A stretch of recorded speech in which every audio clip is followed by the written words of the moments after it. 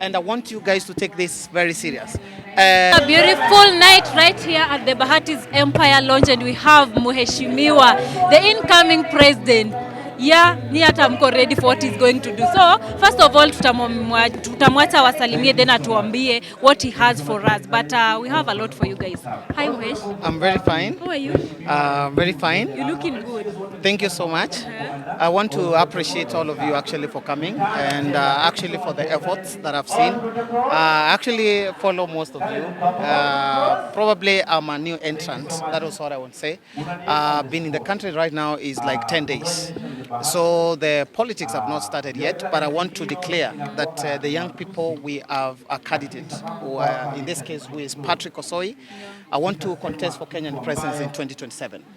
And I have many reasons because we've always been promising about young people taking over and all that stuff, but it's just been too long.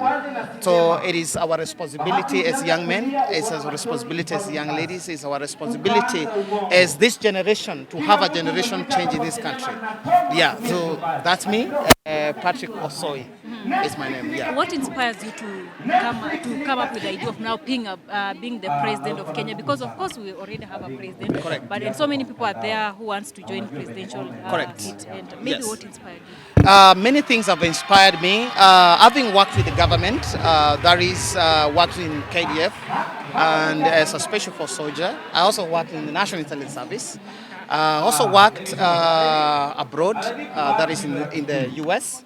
So it has given me a lot of insights to become the Kenyan president. Reasons being, I've seen that we are not guided by the policies. So we had a lot of challenges, especially when I was in the government, and seeing that policies are not put in place and people do not follow the policies. So I want to see a country that is guided by policies and a country that is not divided by whichever way, so that now if we have policies, whoever becomes the president is none of our business because the country will be already run. So I want to come on board as a youngster to make sure that we have policies and these policies will be able to guide everyone. So you will not hear about maybe like wewe ni Mkikuyu, wewe ni mkabila gani, wewe ni kutoka wapi. So those are the only things that have made me to necessitate me to run for Kenyan president in 2027. Yes. Okay, so since today you're here with content creators, Yes. what is your plan with us as content creators? What plan do you have in store for us? Actually, let me say this, it's a bit challenging to the government because you guys, you've just come out. Nobody came for you and say that you guys, we have this for you. You get what I mean? So one of the reasons and one of the things that I want to declare here, that I want to work closely, especially with the content creators. We want to see people, experts like you guys coming on board, guide me, even if I become the president today. So that now I am guided from the point of expertise. Because if I stand to say that I am a man who knows it all, then I'll be lying to Kenyans. So I want you guys to gang up together as you've been always. So that now we have experts who will guide us on how we are able to help the content creators in this country to go abroad and beyond the boundaries of this country. Yes. And of course, I know you have some of the things that you've written down that you're going to do. Yes. That you want to change. Correct. In our government. Yes. What are some of the things that So there are things, one of the things that I want to declare that we have a problem. And this problem has been there for many years since 1963. One of the reasons and some of the things are deception. We have been having deceptive politics. We've been having betrayal in politics. We've been having policies that do not work. After every 5 years, we normally start afresh. That means that this country goes zero again. So why can't we have a government? Why can't we come with policies that will guide us after every 5 years, 10 years, we still are strong as a country. So please, I want to say that those are some of the reasons. Even also security forces. Having come from security point of view, having been in the forces, I want to say that it's a paramount for us to fight corruption in this country. It is paramount to understand that corruption is a security issue. So if we are able to deal with security agencies in this country and able to empower them to be able to help us to bring culprits on board, we are going to have a country. But we cannot wait to see a country that is getting drawn in corruption and deception. So that is some of the things that I want to advocate. Yes. What is Actually, on finance bill, let me just be honest with you guys. This is just a booklet, and this booklet is just drafted. I want to say, not even apologizing to anyone.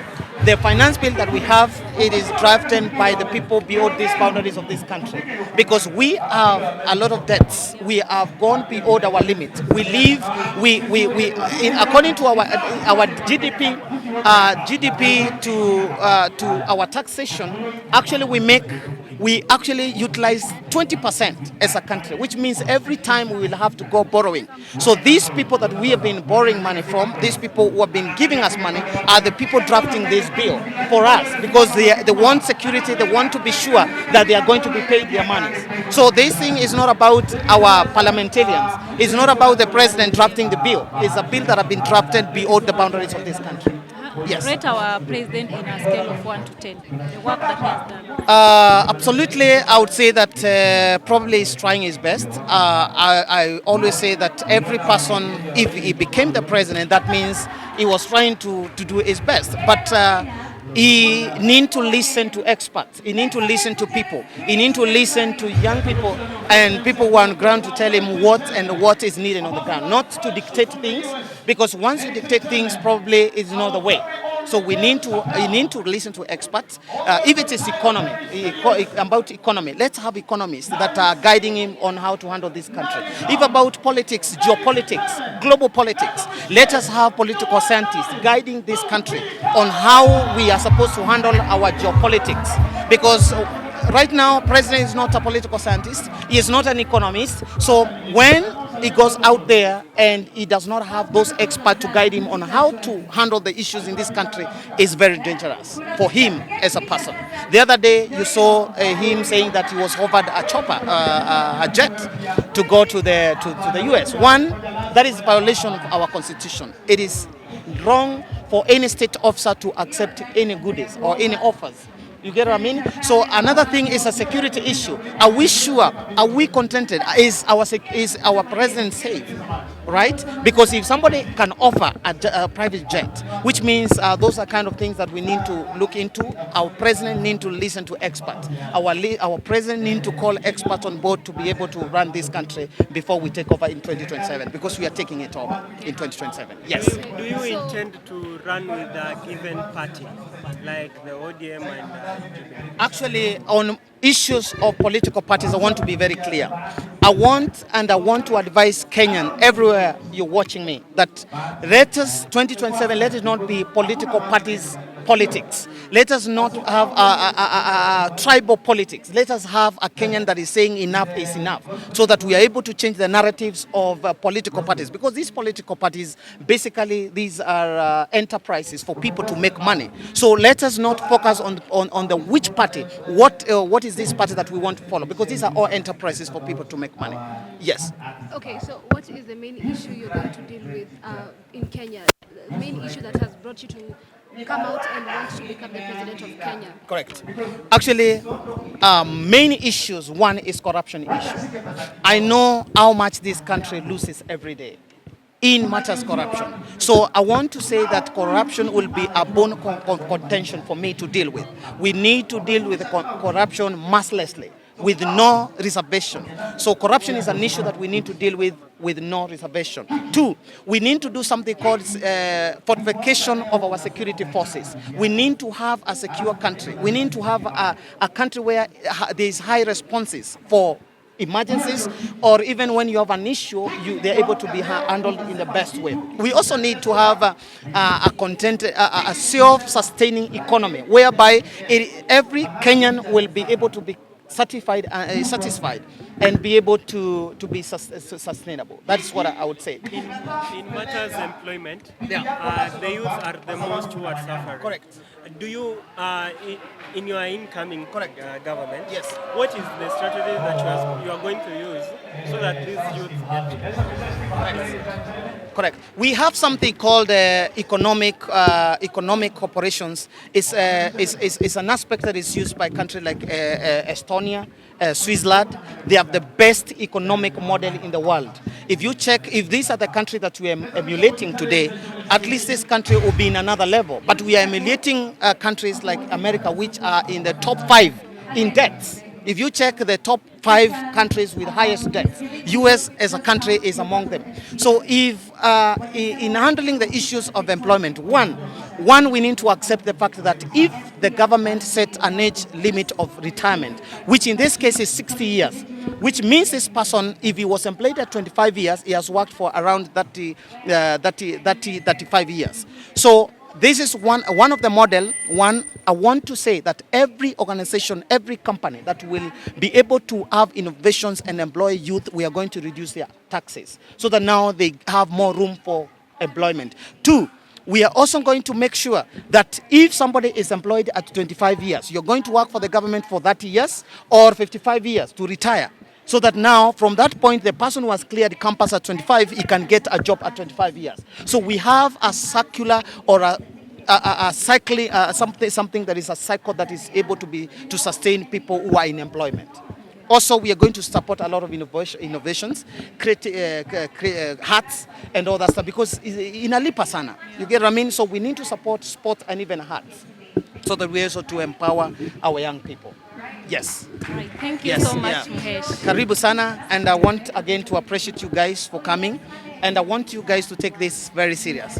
The experience, somebody asked me about my experience. I know the fact that I asked Mheshimiwa Njalango up there how many times he has been in National Intelligence Academy. This is an academy that helps MPs and government officials to run the government. I myself, I've been in that institution, so I have trained people in this country to run the government. So, which means I understand the issues affecting this country. I understand the national interest of our country, Kenya. I understand the natural resources that we have as a country. So these are the things that we need to measure on, and actually to be able to support our people. So there is hope and there is future for you as young people, because I myself as Patrick Osoi, I'm not going to turn back. Again, I am not going to be bought. I want to make it clear that there is no money that can buy me to be able to betray the Kenyan people and to betray the young people, because they are the people that are going to put me in place. Before I forget, for matters taxation in our elder people, we want to be very respectful to our elderly people. That every person who turns 55 to 60 years will be a senior citizen. These senior citizens, they have been paying taxes for over 30 years, which means after you become a senior citizen, we are not going to demand any taxes from you. Actually, we are going to see, we support you as a senior citizen, so that we, young people, we work hard to be able to sustain our economy as a country. So there is also the elderly not to be left behind, saying that sasa watu wakiingia katika serikali sisi tutakuwa namna gani. We are going to cater for them, and we are going to make sure that everybody is satisfied. Yes, and we are going to copy the taxation models that of the countries that are thriving, like Estonia, Switzerland, and other places. Not a country that is still like struggling. Yes. Thank you, Muhesh. Yeah. Thank you so much. Karibu sana.